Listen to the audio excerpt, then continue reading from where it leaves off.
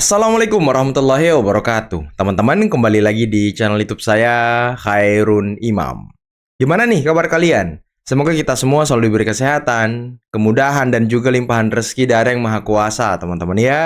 Nah, di video kali ini kita akan menyaksikan beberapa tayangan yang sangat menarik dan juga sangat-sangat mengejutkan. Di mana salah satu tersangka klaster kedua kasus ijazah Pak Jokowi yang bernama Tifa akhirnya muncul ke publik setelah menghilang beberapa hari. Saya pikir ketika dia menghilang sedang menyusun strategi untuk RJ dengan Pak Jokowi, teman-teman. Rupanya tidak ya kan, dia masih berjuang sampai detik ini. Tapi kemunculan Tifa ke publik hanya sibuk mengklarifikasi tuduhan dari Rismon mengenai hasil penjualan buku. Waduh. Tapi teman-teman, balasan dari Tifa juga tidak main-main.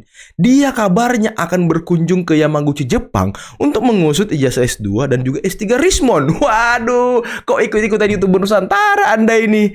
Aduh, heran saya teman-teman. Nah, selain itu, kita juga akan menyaksikan bagaimana Roy Suryo sedang ngemis kepada DPR agar mungkin suara mereka didengar, agar mungkin tuntutan mereka didengar, agar kasusnya berhenti, ya kan? Agar mereka tidak masuk bui. Tapi sayangnya, DPR tidak peduli dengan mereka. Bahkan Roy Suryo berkali-kali menyurat katanya ke DPR, tapi tidak pernah ditanggapi. Kasihan sekali orang ini ya.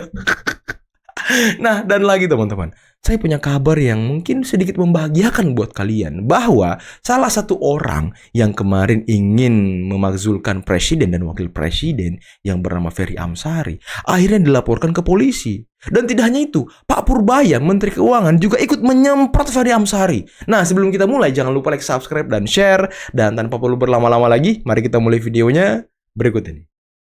Pertanyaannya, lalu siapa yang bikin kasus ini berlarut-larut sebenarnya kalau menurut Bang Batul ini?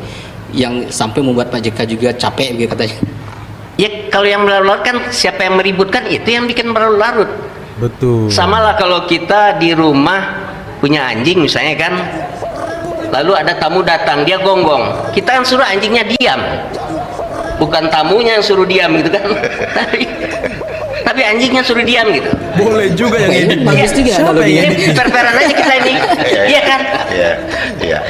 Kita kalau nggak mau, misalnya nggak mau bising, nggak mau berisik, udah. Kalau perlu pukul anjingnya. Kamu ribut terus gitu kan. Ya kan? Kayaknya menurut Bang Batul yang bikin Anjingnya. ini rame terus timnya Roy Suryo maksudnya. Iyalah. Kami, semua aktivis yang bergerak di dalam mengungkap kebohongan dan mengungkap kepalsuan dari 99,9% ijazah palsu Jokowi. Ya, banyak komentar sebelumnya. Itu mereka Roy CS itu atau Roy, Tifa, Kurnia, kemudian Rustam dan kemudian Rizal Fadila itu beraninya ada di sosmed. Tidak. Hari ini kita buktikan. Kita ada di lapangan. Kita ada di depan gedung Dewan. Kita ada di depan wakil rakyat kita. Dan kita tanya kepada wakil rakyat kita, 580 anggota Dewan itu mendengar tidak? Inilah aspirasi rakyat, inilah aspirasi masyarakat. Kenapa ini penting? Karena yang namanya pendidikan dan kejujuran itu penting sekali. Masalahnya Roy, masalahnya nggak ada yang percaya sama kau di DPR itu, kayaknya nggak ada. Karena ya nggak ada yang menemui kau pas demo ya kan. Kau pun menyurat ke DPR, nggak ada yang bales, nggak ada yang baca, nggak ada yang peduli. Jadi ya apa ya, nggak ada tuh wakil rakyat yang mau dengar kalian, yang mau kasihan sama kalian. Karena kalian dibikin gara-gara di republik ini gitu ya kan. Surat ijazah ini adalah manuver lanjutan dari saudara Joko Widodo yang dia kebingungan. Sekali lagi, saudara Joko Widodo kebingungan dalam hal kasus ijazah palsu. Apakah dengan permohonan maaf bahkan mengubah penelitian dari yang sebelumnya palsu menjadi asli, itu mengubah dokumen yang bermasalah menjadi asli? Itu merubah keyakinan publik masyarakat rakyat Indonesia. Oh, karena Rismon sudah mengakui asli, Iyalah, jadi asli. kita dari awal percaya ijazah Pak Jokowi asli, bos. Rismon Senator, memang ijazah ini bermasalah. Dan benar kata Pak Yusuf Kala, setidaknya saudara Joko Widodo menunjukkan ijazahnya sehingga publik menjadi yakin bahwa keyakinan yang selama ini ijazah ini bermasalah memang benar-benar bermasalah. Memang belum. Kenapa? Karena ternyata di dalam proses gelar perkara khusus kami diberikan akses untuk bisa melihat ijazah tersebut. Kami ingin tegaskan dan kabarkan kepada seluruh rakyat bahwa ijazah yang dimaksud adalah sama, yakni ijazah dengan foto yang ada laki-laki berkacamata dan berkumis tipis yang selama ini sudah beredar luas dan kemudian terkonfirmasi selama ini juga oleh sejumlah rekan-rekan kita baik dari Bon Jovi dan yang lainnya yang dikeluarkan oleh otoritas berwenang baik KPU maupun KPUD. Sayangnya UGM masih menutupi karena UGM terakhir masih mengajukan banding, akan mengajukan gugatan ke Pengadilan Tata Usaha Negara berkaitan dengan sengketa Kalau kalah udah kalah aja. Dan saya ingin tegaskan lagi bahwa Apa tuh, dengan apa tuh? demikian bahwa sejatinya hadir dan bahkan juga memberikan preface, memberikan beberapa statement begitu ya, seperti itu. Dan kami baik-baik aja, fine-fine aja. Jadi kalau misalnya ada pihak yang melaporkan dia laporan polisi gitu ya, itu bukan urusan kami ya, itu urusannya Rismon. Begitu. Kok nggak didampingi Refli ya? Biasanya kan didampingi Refli kawan ini. Menantang. Ya, begini loh ya. Jadi terlepas dari fakta ya, bahwa ternyata Rismon ini tidak berhak untuk menyandang gelar doktor dan master engineering dari Jepang. Ini berdasarkan informasi dari beberapa orang termul yang ke Jepang gitu ya, dan kita semua juga tahu bahwa mereka itu sudah melaporkan laporan polisi kepada Polda ya, artinya itu kan otentik ya. Saya juga punya komunikasi sedikit dengan para termul itu yang juga saya kenal ya, memang mereka dapat data bahwa memang Rismon itu tidak lulus dari Yamaguchi dan bahkan ada surat kematian palsu begitu kan, seperti itu. Dia Itu komunikasi terus terang sama bikin saya termul. sedih. Siapa? Ya, kita tidak pernah punya masalah dengan Rismon. Saya, Mas Roy, terutama kita bertiga RRT itu nggak pernah punya masalah dengan Rismon. Terus terang ya, kami ya berdua itu sama-sama punya keraguan, punya pertanyaan besar gitu terkait dengan gelarnya Rismon beberapa bulan yang lalu. Tapi karena kami menganggap dia sahabat, bahkan kami menganggap dia adik, kami tutupi gitu loh. Kami tutup, kami berdiam diri aja. Iya, Kok ada iya, dia nggak iya, bisa iya. bahasa Jepang misalnya begitu. Berdiam diri. Terus kemudian ternyata ijazah dia warnanya beda dengan ijazah asli Yamaguchi. Kami tutup itu gitu loh. Kami Oh, nggak ditutup. ngomong. Kami diam saja, itu anggap Oh, ditutup. Berarti mereka ini menutup sesuatu yang paling buruk di sekitarnya. Makanya kan tim mereka ini tidak mau dikatakan paling buruk, teman-teman. Tidak mau dikatakan sulit berkaca gitu. Nah, ternyata mereka menutup sendiri celah-celah keburukan-keburukan mereka, teman-teman. Menutup kebusukan-kebusukan mereka sendiri. Nah, kelihatan kan? kami nanti Rismon akan punya penjelasan yang ilmiah begitu ya gitu, sehingga aneh juga kalau kemudian Rismon menantang kami dan sebagainya, itu aneh juga. Kita nggak pernah punya Aneh. masalah dengan dia gitu loh ya gitu. Ada indikasi kan dia mengajukan SP3 ini karena dia ada titik laporan tentang ijazahnya itu bohong atau dokumen bohong. Iya. Ya, saya kan juga klarifikasi ya kepada beberapa pihak yang ke Jepang kan. Saya klarifikasi gitu kan.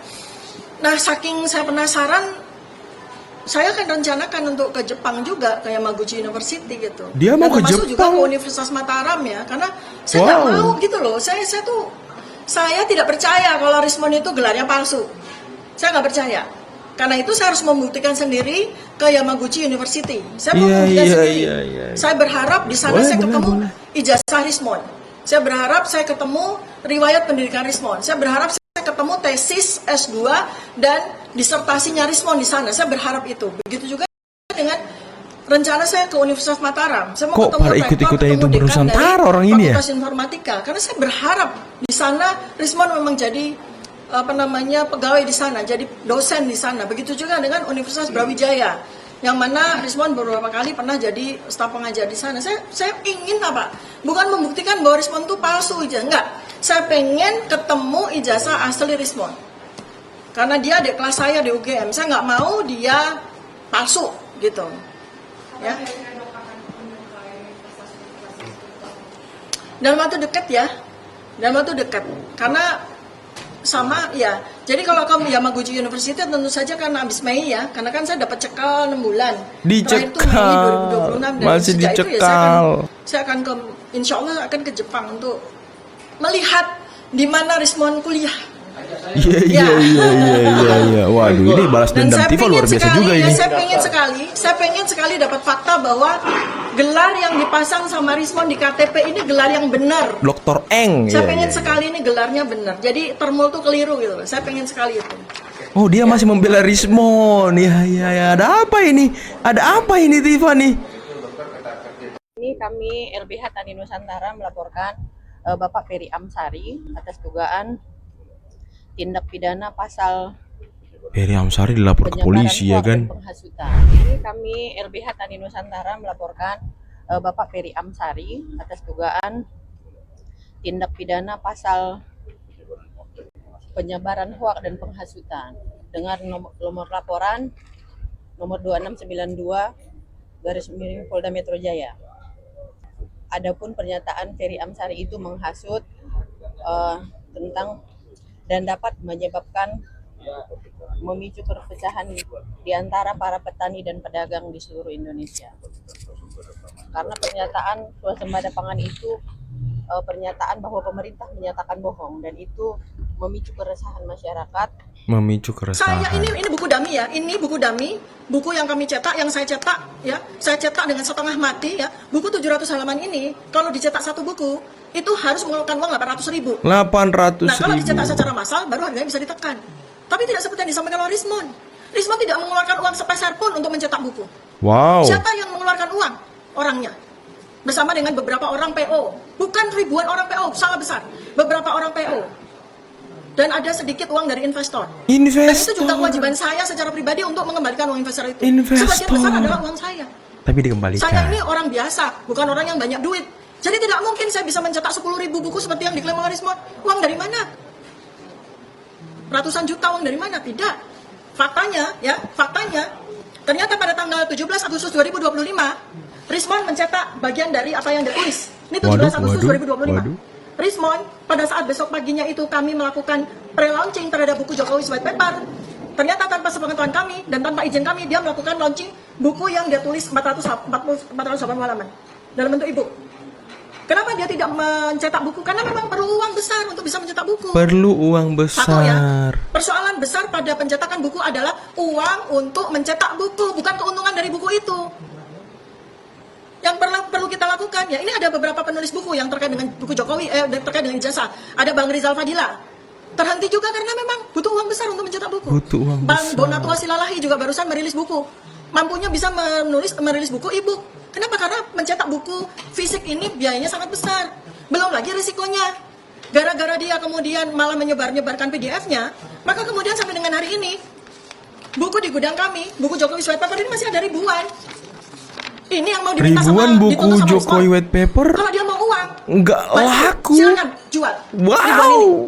Di dalam negara itu ada tertib sosial apa enggak? Kalau negara itu menganut demokrasi, demokrasinya menerapkan kebebasan yang bertanggung jawab atau tidak. Bukan demokrasi semau-mau isi perut mereka. Jangankan soal berpendapat. Soal bersiul aja, Anda nggak bisa bebas bersiul loh. Wow. Ada perempuan lewat, terus kemudian ada siul-siul, itu nggak boleh loh. Itu pelecehan loh. Anda bisa ditangkap tuh di banyak negara itu. Betul. Dan di negara kita juga bisa dianggap itu sebagai pelecehan dan abusement terhadap perempuan. Jadi bersiul aja nggak bebas. Padahal siul itu kan mungkin netral-netral aja tuh, nggak ada kata-kata yang keluar dari siul tuh, nggak ada kebencian yang keluar dari siulan, nggak ada provokasi yang keluar dari siulan, ya, nggak ada hoax yang keluar dari siulan. Tapi kalau kata-kata, kan ada maksud dan maknanya itu. Siul aja nggak bebas, kok apalagi berkata-kata. Iya. Ini yang saya melihat. Nggak bisa cuman dibilang ini belum makar karena kan baru ngomong. Kan belum melakukan tindakan makar. Anda kalau mau bikin rumah, Anda mulai dari perencanaan, kemudian Anda buatkan gambar, baru Anda ratakan tanah, baru Anda bikin rumahnya. Kan nggak otomatis jadi rumah itu. Tapi kan nggak bisa Anda bilang bahwa Anda sedang tidak bikin rumah.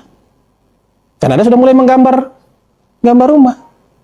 Kan ada bahasa Arabnya juga tuh, innama a'malu Binniyat. Apa yang akan Anda lakukan itu ya tergantung niatnya. Kalau Anda sudah sampai mengatakan, itu sudah selangkah atau dua langkah di atas niat itu. Dalam pikiran sudah ada lebih dulu itu. Jadi kalau sudah sampai menyampaikan, ayo kita jatuhkan pemerintah, ayo kita gulingkan pemerintah, terus Anda bilang itu kritik. Terus Anda menuduh pemerintah tidak bisa membedakan mana kritik dengan mana makar. Anda yang tidak bisa membedakan mana sepatu, mana sendal. Iya. Anda yang tidak bisa membedakan antara mana kembang api, mana mortir. Anda main kembang api boleh, Anda berpendapat boleh. Ya, Anda bersikap juga boleh. Anda main kembang api itu boleh. Walaupun harus hati-hati juga main kembang api. Jangan di bawah kabel listrik Anda main kembang api. Jangan dekat rumah orang Anda main kembang api karena bisa kebakar. Ya, kebakar tapi main mortir, kan? nggak bisa. Jadi ketika Anda mengkritik program pemerintah, orang yang nggak sekolah aja tahu mana itu kritik, mana itu makar. Mana orang yang ingin menyampaikan perbaikan-perbaikan, ini loh salahnya. Ini loh masalahnya dan ini loh perbaikannya, dengan orang yang ingin menggulingkan pemerintah, dengan orang yang pengen meratakan bangunan jadi tanah. Orang juga tahu mana tukang yang sedang merenovasi rumah, mana tukang yang sedang merobohkan rumah dan mau bikin rumah baru. Sesederhana itu. Profesor Saiful Munjani itu dalam seingat saya nggak punya track record sebagai aktivis. Nggak punya track record sebagai aktivis. Nggak pernah berdarah dan berkeringat, nggak pernah disetrum. Rekam jejaknya tidak cukup meyakinkan saya bahwa kalau memang itu terjadi dia ada di depan. Saya nggak terlalu yakin juga. Kalau itu memang terjadi, ya kalau itu memang terjadi, yang diinginkannya ada kerusuhan dan menjadi presiden, saya nggak yakin juga kalau itu terjadi dia ada di depan. Saya nggak yakin karena jangan disetrum, kena gas air mata aja belum pernah. Jadi menurut saya kalau itu terjadi, saya nggak yakin dia ada di depan. Saya nggak yakin dia akan di depan. Kalau Pak Ferry itu nggak pernah mendapat pendidikan formal yang tinggi di bidang ekonomi. Dia ngaku dari mana? Erasmus. Setahu saya, dia nggak pernah ngambil S3 di sana, dokter di sana. Wow. Dan sekarang punya dapat profesor. Dari mana saya nggak tahu, untuk menakut-nakuti publik. Kalau dia tidak menakut-nakuti publik, saya nggak peduli. Jadi Anda mesti hati-hati memilih ekonom-ekonom yang bisa memberi masukan yang pas atau tidak ke pemerintah. Udah cukup? Ya, belum, clear kan? Belum Pak, belum, masih ada yang mau nanya katanya. Yang lain Pak. Apa lagi? Soal update. Ya, ngomong gitu coba. Gak apa-apa kan? Biaya keluar batu bara. Habis dia ngeledekin gua terus, paksa kita balas. Pak, soal biaya keluar batu bara Pak. Katanya udah ada angkanya nih dari Bapak. Yang bilang siapa? Oh, yang jelas kita akan putuskan rapatnya besok. Tapi yang jelas Presiden sudah menyetujui angka tertentu, jadi nggak ada masalah. Berapa tuh Pak? Nanti kan rapatnya besok dengan Menteri SDM. Kan rapat teknis seperti Presiden bilang sekian aja, tapi kan teknisnya mesti dimatangkan kan. Begitu matang kita umumkan. Atau target Bapak dari itu berapa? Belum ada. Kan kalau target kan udah di Angka udah putuskan oleh Presiden, tapi kan level teknisnya bisa diskusiin dulu, baru kita bisa keluarkan seperti apa nanti. Tapi yang jelas akan dikenakan biaya keluar. Oke teman-teman, itulah tadi beberapa video yang bisa kita simak, yang bisa kita saksikan pada kesempatan kali ini. Dan luar biasa ya, ini perseteruan di antara pembenci dan mantan pembenci Pak Jokowi sepertinya makin panas teman-teman. Antara Tifa dan juga Rismon. Tifa ini seolah-olah kesel sama Rismon, kesel dengan tuduhan-tuduhan Rismon. Tapi di sisi lain dia membela Rismon teman-teman. Dia masih berusaha positif dengan Rismon. Dengan dia ingin ke Yamaguchi, dengan dia ingin menelusuri ijazah Rismon di Jepang ya kan. Dan dia masih berharap Dr. Rismon katanya tuh ya semoga benar, jangan salah gitu. Karena selama ini dia mungkin sudah percaya sama Rismon ya kan. Tapi sayangnya si Tifa, orang yang katanya cerdas, lulusan S2 ya kan, punya neuroscience yang bagus, ketipu sama Rismon. Aduh susah emang teman-teman, susah ribet memang kalau berurusan dengan orang-orang seperti Tifa ya. Nggak ada yang pasti, nggak ada yang jelas teman-teman. Dan tadi katanya Tifa sudah ngobrol sama beberapa termul lah. Ini termulnya siapa ini yang katanya mengetahui mengenai ijazah Rismon? Wah siapa tuh? Kita juga ya jadi penasaran ini. Siapa yang diajak ngobrol sama Tifa? Apakah Bang Bil? Gak mungkin lah. Gak mungkin Bang Bil. Kalau Bang Bil ngobrol sama Tifa pasti ya saya tahu gitu ya kan. Karena Bang Bil ini kita sering berdiskusi, sering ngobrol dan lain sebagainya. Kira-kira siapa ya? Tapi tadi Tifa katanya Rismon membuat PDF mengenai tulisan dia di Jokowi White Paper, kemudian menguploadnya, yang mengakibatkan buku JWP itu nggak laku sama sekali loh. Ada ribuan buku kata Tifa yang nggak laku. Waduh. Rugi bandar dong. Gimana duit investor Tifa? Aman kah duit investor? Itu tadi katanya kan ada duit investor sedikit tuh. Jadi ini sedikitnya berapa sih? Ini kita juga penasaran nih, sedikit duit investor itu berapa? Apakah ratusan juta atau puluhan juta? Karena itu kata Tifa harus dipertanggungjawabkan. Dan Roy Suryo ternyata sampai sekarang dia masih berharap agar DPR ini menghentikan kasus mereka, agar DPR ini stop dengan kasus ijazah Pak Jokowi, menghentikan ataupun mendamaikan mungkin ya, agar mereka dapat SP3 dan tidak menjadi tersangka seperti Rismon. Jadi Rismon ini mendapatkan SP3 dari jalur reguler, maksudnya jalur yang memang sesuai dengan hukum yang berlaku teman-teman. Tapi Roy Suryo, Refli Harun, Tifa dan kawan-kawannya, mereka ini kan mau SP3 dari jalur yang tidak semestinya. Seperti dia mengirim surat ke Irwasum kalau nggak salah ya, beberapa bulan lalu. Tapi belum ada tanggapan juga dari Irwasum tuh. Belum ditanggapi. Mungkin belum diproses juga kali suratnya ya, karena salah alamat kalau kata-kata pakar hukum.